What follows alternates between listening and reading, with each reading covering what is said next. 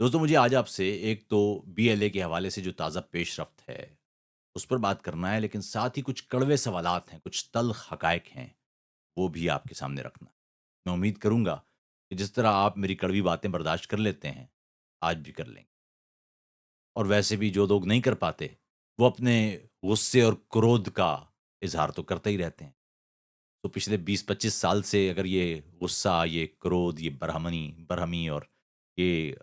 नफ़रत अंगेज़ जुमले हम सुन रहे हैं, तो आगे भी सुनते रहेंगे। लेकिन आप तक इस कौम के ज़मीर के तौर पर सच पहुँचाना, ये बहुत ज़रूरी है। ताज़ा पेशरफ्त ये है कि अमेरिका ने बीएलए को दहशतगर्द तंज़ीमों की फ़हरिस्त में शामिल कर लिया, यानी गैर मुल्की दहशतगर्द तंज़ीमों की फ़हरिस्त। साथ ही इससे जुड़े मुजीद ब्रिगेड को भी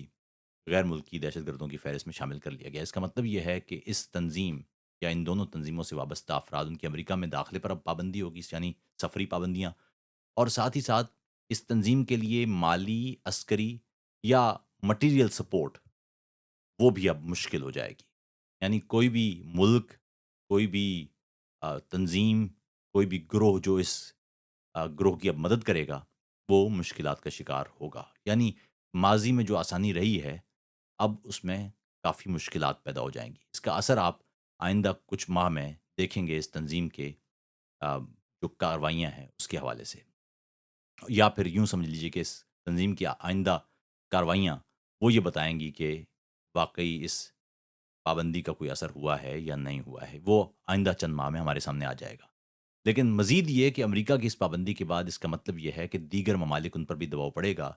यूरोपीय यूनियन की फ़हरिस्त में ऑलरेडी बीएलए शामिल है। इसका मतलब है कि अब आइंदा मजीद ब्रिगेड और दीगर जो गिरोह हैं, वो भी शामिल हो सकते हैं और फिर दीगर ममालिक भी इसी जानिब बढ़ सकते हैं। और इसका मतलब है कि ऐसे ममालिक जो किसी भी तरह से वास्ता या बिलवास्ता इस तंज़ीम की मदद करते रहें, उन पर भी बहुत सारी मुश्किलात आ जाएँगी। तो उसका अमली तौर पर देखना ये होगा कि आइंदा 2-4 माह में तंज़ीम पर क्या असर पड़ता है। लेकिन अहम बात ये है, मैं इससे पहले बेशुमार मर्तबा पुरअमन तहरीकों, पुरअमन जद्दोजहद उसकी बाबत बात कर चुका हूँ। पिछली सदी में मैंने भी एक पोस्ट में भी लिखा, जितनी भी तहरीकें, मज़ाहमती तहरीकें, हुकूक की तहरीकें, वो चली हैं या हत्ता कि आज़ादी की भी तहरीकें भी, उनमें 75% वो कामयाब हुई हैं जो पुरअमन थीं, और पुरअमन तहरीकों के नाकामी का की शरह सिर्फ़ 25% थी। उसी तरह जो मुसल्लह तहरीकें थीं, उनकी कामयाबी की शरह 25% थी और उनकी नाकामी की शरह 75%। 9/11 के बाद, यानी 11 सितंबर के हम वाक़यात के बाद दुनिया मज़ीद तब्दील हो गई, और यहाँ पर हालात ये हो गए कि ऐसा कोई भी गिरोह जिसे माज़ी में मुजाहिदीन और आज़ादी पसंद और आज़ादी के मतवाले समझा जाता था, उसके लिए भी रास्ते मसदूद होते चले। अब दुनिया का कोई मुल्क आसानी से ऐसे किसी मुसल्लह गिरोह, हथियारबंद जत्थे, उसकी हिमायत नहीं कर सकता, कि उसके पीछे बेशुमार मामलात हैं। दूसरी बात ये है कि दुनिया अब माज़ी के मुकाबले में कहीं ज़्यादा जुड़ चुकी है, रियासतें जुड़ चुकी हैं, उनके माली मफ़ादात जुड़ चुके हैं, और ऐसे में ये जो रियासतें हैं, ये अफ़ोर्ड ही नहीं कर सकती ऐसी कोई कार्रवाई किसी एक मुल्क, क्योंकि उसका ट्रिकल डाउन ऑफ इफ़ेक्ट फिर दीगर ममालिक को भी या दूसरे मुल्क को भी वो बर्दाश्त करना पड़ता है, उस पर भी आता है। लेकिन अहम बात ये है कि पुरअमन रास्ते को छोड़ के मुसल्लह तहरीक की जानिब बढ़ना, वो अपने अंदर बेशुमार मसाइल लिए हुए है। ख़ास तौर पर इस गिरोह की जानिब से कई सिविलियन मकामात को निशाना बनाया गया। असल में दुनिया जब ये देखती है ना कि आप सिविलियन मकामात को निशाना बना रहे हैं, कभी पुलों को उड़ा रहे हैं, कभी गैस पाइपलाइनों को उड़ा रहे हैं। लेकिन हाल ही में तो जब जाफ़र एक्सप्रेस पर हमला हुआ, तो ये बात बहुत वाज़ेह थी कि दुनिया ने इसे बहुत संजीदगी से लिया। एक मुसाफ़िर ट्रेन को रोकना और लोगों को अगवा करना, और ये कहते हुए कि इसमें तो सारे फ़ौजी जा रहे हैं। अगर वो फ़ौजी भी जा रहे हैं, तो उस वक़्त वो मुसल्लह नहीं हैं, वो वर्दी में नहीं हैं। अगर वो आम अफ़राद के रूप में हैं या आम अफ़राद के लिबास में हैं, तो वो आम अफ़राद ही हैं। फ़ौजी सिर्फ़ तब होगा जब वो वर्दी पहना हुआ होगा, उसके हाथ में हथियार होगा। वैसे भी किसी भी सिविलियन इंफ्रास्ट्रक्चर, यानी किसी बस, किसी ट्रेन, किसी बिजली के मकाम, गैस के मकाम, इस पर हमला, उसे सिविलियन सेटअप पर, सिविलियन इंफ्रास्ट्रक्चर पर हमला समझा जाता है और उसे दहशतगर्दी करार दिया जाता है। तो ये तो जाफ़र एक्सप्रेस वाला वाक़या तो बड़ा वाज़ेह था। यहाँ पर यूरोप में भी और अमेरिका में भी जितने अहबाब थे, जितने हमारे दोस्त تھے یا جتنے ہمارے تعلقات تھے، ہم نے وہاں بڑی واضح طور پر یہ سنا لوگوں کو کہتے ہوئے کہ یہ واقعہ غیر معمولی ہے، اور اس پر پھر ظاہر ہے پاکستان کی ریاست نے اس نے بھی اس معاملے کو بہت اٹھایا، اور اس کا نتیجہ یہ نکلا کہ پی ایل اے کے گرد جو گرفت ہے وہ تگڑی ہو چکی۔ تو اس کا معاملہ یہ ہے کہ آئندہ کچھ عرصے میں آپ دیکھیں گے کہ اس گروہ کا وہ کیا بنتا ہے۔ لیکن یہاں تک تو ایک بات ہے، یعنی دہشت گردانہ حملے، سولین انفراسٹرکچر پر حملے، اس کی کسی صورت میں کوئی بھی اجازت نہیں دی جا سکتی، ناقابل قبول واقعات ہیں، دہشت گردی ہیں، اور ان کو ہر حال میں ان کی مذمت کی جانا چاہیے۔ لیکن ساتھ ہی کچھ اور تلخ باتیں، مثال کے طور پر یہ جو ایک سوال خود سے ہمیشہ کسی بھی طاقتور کو کرنا چاہیے کہ بندوق کیوں اٹھائی گئی، اس کا سفر کہاں سے شروع، یہ تحریک مسلح تحریک کیسے بنی ہے، بلوچوں نے پہاڑوں پر چڑھنا کیوں قبول کیا، کوئی خوشی سے تو نہیں جاتا، اس کا مطلب ہے کہ کہیں نہ کہیں تو کوتاہیاں موجود ہیں۔ پھر یہ بھی کہ بلوچستان میں چلنے والی پرامن تحریکوں کے ساتھ ریاست پاکستان نے کیا کیا، یہ سنجیدہ سوال ہے۔ آپ کے سامنے ہے بلوچ یکجہتی کمیٹی کی پرامن تحریک، اس کے ساتھ کیا ہوا ہے؟ آپ کے سامنے ہے حق دو تحریک، اس کے ساتھ کیا ہوا ہے؟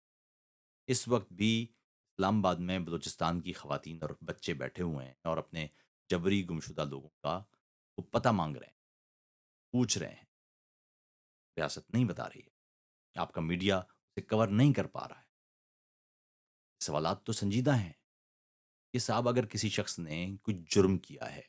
اگر کوئی شخص ہے وہ بقول ریاست کے بی ایل اے میں شامل ہو گیا، تو اس کا پرچہ کاٹا جائے گا، اسے اٹھایا نہیں جائے گا، اسے پرچہ کاٹا جائے گا، اس پر مقدمہ چلے گا، اگر اس نے جرم کیا ہے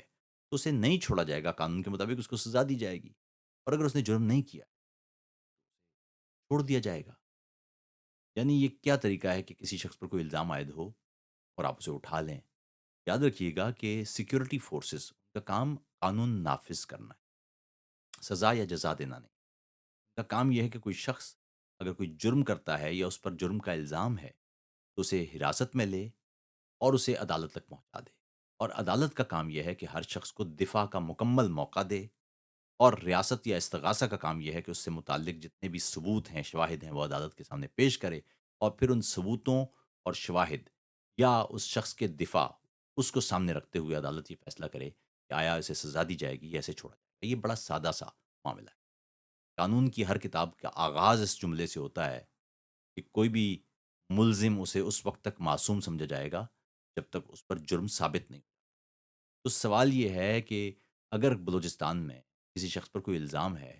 اور آپ اسے لاپتہ کر رہے ہیں، حقوق کے لیے بولنے والے انہیں آپ اٹھا رہے ہیں، تو پھر آپ پرامن تحریک کے لیے راستے تو خود مسدود کر رہے ہیں۔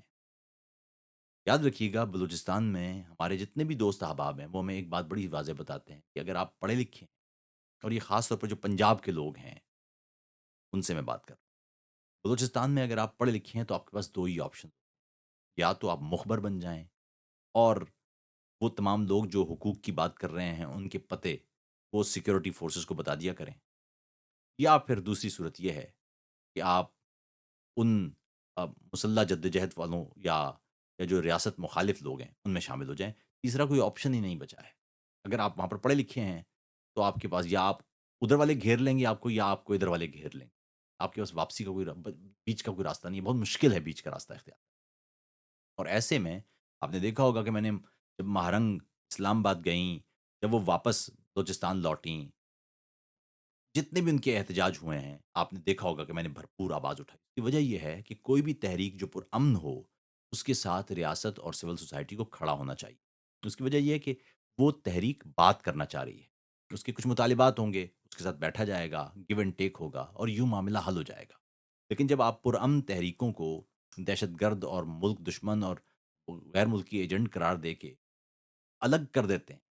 ان کے مطالبات سننے، ان کے ساتھ بیٹھنے کی بجائے انہیں خود سے دور کر دیتے ہیں، مکالمے کا راستہ بند کر دیتے ہیں، تو آپ ساتھ ہی عسکریت پسندی کا راستہ کھول بھی دیتے ہیں۔ اب اتنا عجیب معاملہ ہے کہ ظاہر ہے بی ایل اے یا مجید بریگیڈ جو سولین انفراسٹرکچر پر حملے کر رہے ہیں یہ ناقابل قبول حملے ہیں، یہ دہشت گردی ہے، لیکن ساتھ ہی جو لوگ پرامن انداز سے آپ سے بات کرنا چاہ رہے ہیں ان کی آپ بات بھی سننے کو تیار نہیں، یعنی جو ہتھیار اٹھا رہا ہے آپ اسے بھی قبول نہیں کر رہے، جو ہتھیار نہیں اٹھا رہا ہے آپ اسے بھی قبول نہیں کر رہے، تو یہ ناممکن بات ہے، اس طرح سے تو مسائل حل نہیں ہو سکتے کہ اگر آپ یہ راستہ اختیار کر لیں گے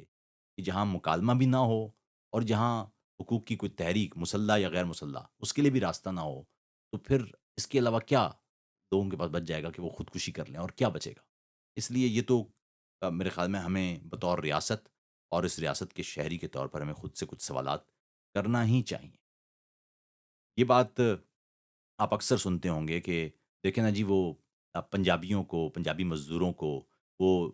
شناختی کارڈ دے کر قتل کر دیتے۔ ظاہر ہے یہ ظلم ہے، ظاہر ہے یہ انتہائی شرمناک بات ہے۔ ابھی آپ نے دیکھا پنجاب میں کئی مقامات پر آ، جب بلوچ خواتین وہاں گئی ہیں تو کئی مقامات پر پنجاب میں بلوچوں کے خلاف اور بی ایل اے کے خلاف مظاہرے بھی ہوئے ہیں۔ بلوچ لبریشن آرمی نے اصل میں کیا یہ ہے کہ ان حملوں کی وجہ سے